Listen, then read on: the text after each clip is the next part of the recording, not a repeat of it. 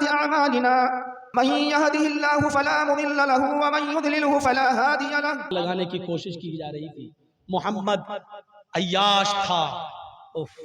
ہمارے نبی کے بارے میں جس کے حیا کا اور شرم کا عالم یہ تھا کہ ایک عورت نے اپنا ہاتھ بڑھا کر کہا تھا کہ مجھ سے ہاتھ ملا لیجئے.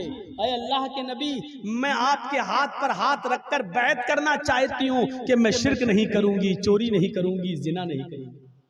اللہ کے رسول سے صحابہ ہاتھ ملا رہے تھے، ایسے ہاتھ پہ ہاتھ رکھ کر بیعت کر رہے تھے کہ میں شرک نہیں کروں گا، چوری نہیں کروں گا، زنا نہیں کروں گا، جوا نہیں کھیلوں گا، شراب نہیں پیوں گا. تو عورتوں نے سمجھا کہ شاید ہاتھ ملانا ضروری ہے بیعت کے لیے. تو ایک عورت نے پردہ اٹھا کر ایسے ہاتھ بڑھایا اور کہا کہ مجھ سے ہاتھ ملائیے، میں بھی بیعت کرتی ہوں کہ چوری نہیں کروں گی، شرک نہیں کروں گی، زنا نہیں کروں گی، شراب نہیں پیوں گی. تو اللہ کے نبی نے جب اس ہاتھ کو دیکھا تو آپ نے چہرہ پھیر لیا اور فرمایا، اے عورت، اے خاتون، ہاتھ کو اندر کر لے.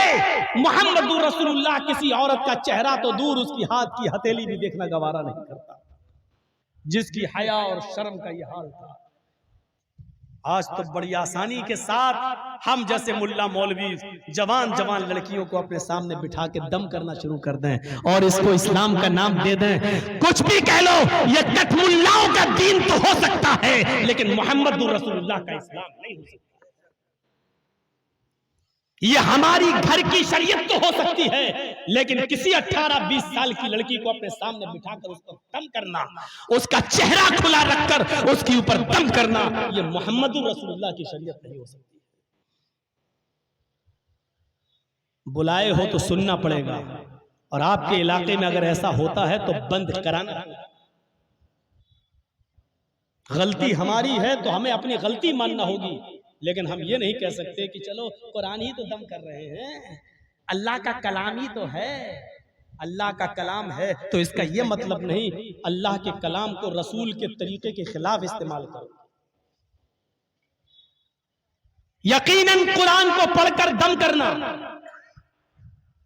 معوذتین قل اعوذ برب الفلق قل اعوذ برب الناس پڑھ کر دم کرنا جائز ہے، سورہ فاتحہ پڑھ کے دم کرنا جائز ہے، لیکن اصول اسلامی ہونا چاہیے.